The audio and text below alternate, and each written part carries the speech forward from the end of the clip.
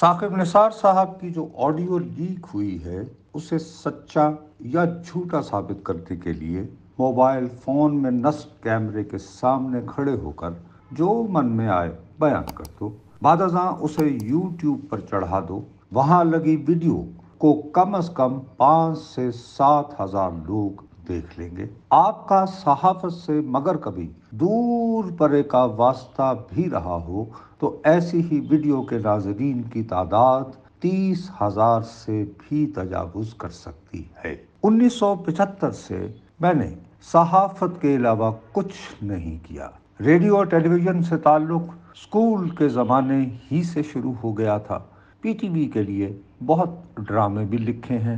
ان کی تیاری میں پروڈیوسر اور اداکاروں سے بڑھ کر حصہ ڈالتا تھا۔ 2007 میں ایک ٹی وی شو مشتاق منہاس کے ساتھ شروع کر دیا تھا جو ان دنوں کافی مقبول بھی ہوا۔ اس شو کے بعد سے کئی ٹی وی چینلوں سے وابستہ رہا۔ عمران حکومت کے برسر اقتدار آنے کے چند ہی ہفتوں بعد مگر ٹی وی چینلوں کو دریافت ہوا کہ میں ان کے لیے منافع کمانے کے بجائے مالی بوجھ بن جاتا ہوں۔ زندگی میں پہلی بار نوکری سے نکالے جانے کی ذلت برداشت کرنا پڑی۔ اس سے قبل ہمیشہ استعفیٰ ہی دیتا رہا تھا۔ بے روزگاری کے عذاب سے گھبرا کر مجھے بھی فی الفور یوٹیوب پر اپنا چینل بنا لینا چاہیے تھا، فطرتاً مگر کاہل ہوں۔ گوشے میں قفس کے مجھے آرام بہت محسوس ہوتا ہے۔ چاہنے والوں کا اصرار شروع ہوا تو صرف یہ کالم اخبار میں چھپنے کے بعد ہی یوٹیوب کے لیے پڑھ دیتا ہوں۔ ہونا تو یہ چاہیے تھا کہ اگر کالم پڑھنا شروع کر ہی دیا تھا تو کبھی کبھار کیمرے کے روبرو اپنی شکل سمیت چند گراں قدر خیالات کے اظہار کا آغاز بھی کر دیتا۔ طبیعت مگر اس جانب مائل ہی نہیں ہو رہی۔ میڈیا کا سنجیدہ طالب علم ہوتے ہوئے سوشل میڈیا پر مقبول ہوئے ویڈیوز کے تجزیے کی عادت ہے۔ اس عادت کی بدولت مجھے گمان ہے کہ اگر باقاعدگی سے یوٹیوب پر یاوہ گوئی شروع کر دوں تو کافی رش لے سکتا ہوں۔ یہ رش لینے کے لیے تاہم مجھے صحافتی ذمہ داری کے احساس سے نجات پانا ہوگی، ایمانداری سے۔ لیکن میں یہ سمجھتا ہوں کہ ثاقب نثار کی آڈیو کا سچا یا جھوٹا ہونا اپنے تئیں اہم ترین مسئلہ نہیں۔ وسیع تر تناظر میں یہ آڈیو واقعتاً درست ہے تو اس کے مضمرات کا جائزہ ہماری اعلیٰ ترین عدلیہ کو لینا چاہیے۔ بنیادی معاملہ اس کی اجتماعی ساکھ کا ہے۔ پاکستان کی سیاسی تاریخ میں یہ ساکھ اگرچہ جسٹس منیر کے نظریہ ضرورت والے فیصلے ہی سے کمزور ہونا شروع ہو گئی تھی۔ 1950 کی دہائی میں ہوئے اس فیصلے نے پاکستان میں پہلے مارشل لاء کی راہ بنائی۔ بعد ازاں جنرل یحییٰ ضیاء اور مشرف بھی نظریہ ضرورت ہی سے فیض یاب ہوتے رہے۔ ثاقب نثار سے منسوب ہوئی آڈیو اس تناظر میں اہمیت کی حامل ہے۔ میرے اور آپ کی روزمرہ زندگی سے جڑے مسائل مگر ہمیں فلسفیانہ غور کی فرصت ہی فراہم نہیں کرتے۔ بدھ کی صبح سے افواہ پھیلنا شروع ہوئی کہ جمعرات کے دن سے پیٹرول پمپ بند ہو جائیں گے۔ ملک بھر میں اس خوف کی وجہ سے پیٹرول پمپوں کے باہر موٹر سائیکلوں اور گاڑیوں کی طویل قطاریں لگ گئیں۔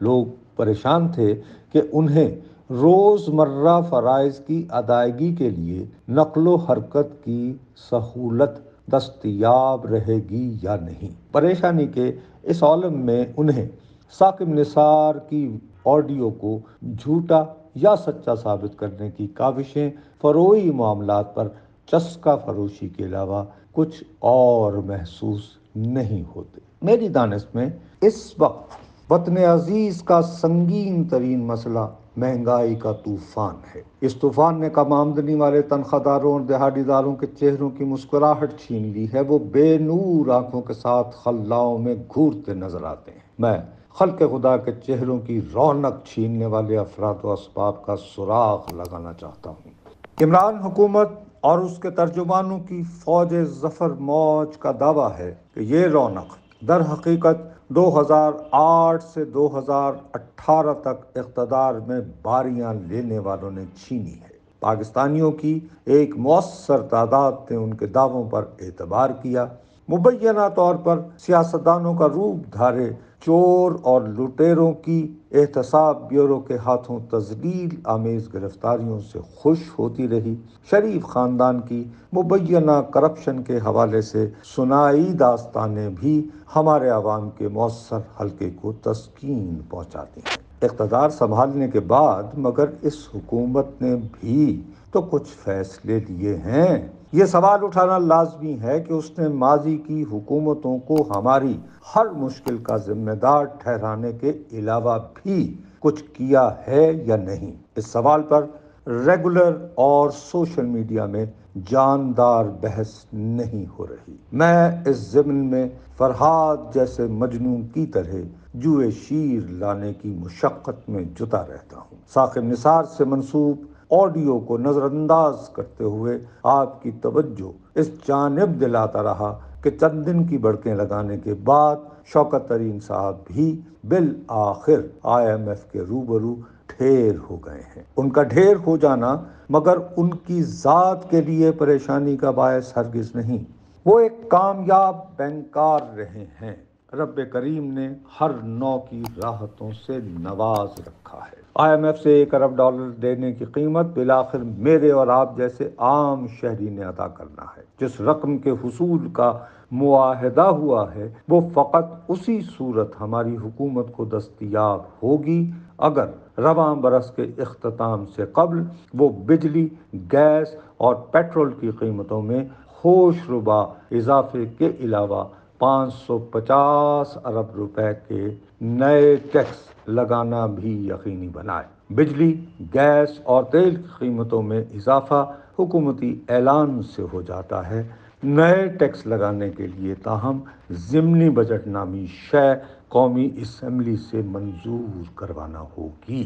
مجھے خدشہ ہے کہ فوری طور پر قومی اسمبلی سے رجوع کرنے سے قبل حکومت صدارتی آرڈیننس کے ذریعے نئے ٹیکسوں کے اطلاق کا اعلان کر دے گی۔ غالباً یہ آرڈیننس آئندہ ہفتے میں جاری کر دیا جائے گا۔ اس کے اجراء کے بعد اشیاء صرف کی قیمتوں میں گراں قدر اضافہ نظر آنا شروع ہو جائے گا۔ مذکورہ اضافے کی منظوری مگر قومی اسمبلی سے ہر صورت لینا ہوگی۔ جب یہ منظوری ہو گئی تو ہم محض شوکت ترین اور IMF ہی کو اپنی مشکلات کا ذمہ دار ٹھہرانے کے قابل نہیں رہیں گے۔ ہماری مشکلات کے قومی اسمبلی میں تحریک انصاف کے علاوہ اتحادی جماعتوں کی نشستوں پر بیٹھے تمام اراکین بھی وزیر اعظم عمران خان سمیت برابر کے ذمہ دار ہوں گے۔ IMF سے ہوئے معاہدے کا اطلاق روکنا فقط اسی صورت ممکن ہے اگر اس پر عمل درآمد کو یقینی بنانے والا ضمنی بجٹ قومی اسمبلی نامنظور کر دے۔ کثیر تعداد میں اپوزیشن بینچوں پر بیٹھی سیاسی جماعتیں مگر اس قابل نہیں اہم ترین قانون سازی کے لیے، بلکہ وہ اندھی نفرت و عقیدت کے موسم میں بھی حکومت کی اکثر سہولت کار رہی ہیں۔ اس ضمن میں فقط 2 واقعات یاد رکھنا ہی کافی ہے۔ پہلا، ایک اہم ریاستی ادارے کے سربراہ کی میعاد ملازمت کو باقاعدہ بنانے کے حوالے سے رونما ہوا تھا۔ اس کے بعد 10 سے زیادہ قوانین کا پلندہ بھی پارلیمان میں تفصیلی بحث کی بجائے تاریخی عجلت میں انگوٹھے لگانے سے ہوا تھا۔ جواز اس کا پاکستان کو فائنینشیل ایکشن ٹاسک فورس کی گرے لسٹ سے نکلوانا تھا۔ ہم اگرچہ اس لسٹ میں آج بھی موجود ہیں۔ حال ہی میں حکومت نے پارلیمان کے مشترکہ اجلاس سے ایک ہی دن میں 33 قوانین منظور کروائے ہیں۔ یہ منظوری ممکن ہی نہ تھی اگر سیم پیج والی حقیقت یا گماں اپنی جگہ برقرار نہ ہوتے۔ مجھے خدشہ ہے کہ مذکورہ گماں یا حقیقت عمران حکومت کو ضمنی بجٹ بآسانی منظور کروانے میں بھی کما حقہ مدد فراہم کرے گا۔ مجھ جیسے افراد کی مچائی دہائی کسی کام نہیں آئے گی۔